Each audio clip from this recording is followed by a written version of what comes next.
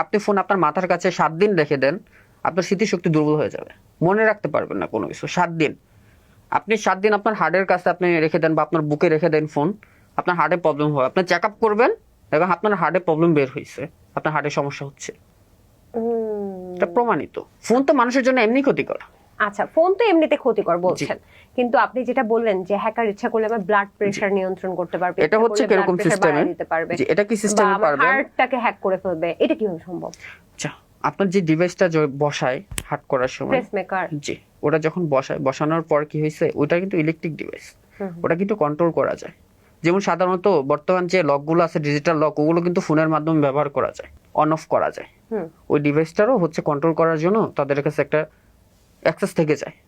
সেই এক্সট্রা থেকে অ্যাক্সেস করে সেই ডিভাইসটার ও কি করে রেঞ্জ বাড়ায় দেয়। যেমন বাইকের স্পিড, গিয়ার ফেলতেছে, পিক আপ ধরতেছে, বাইকের স্পিড বাড়তেছে,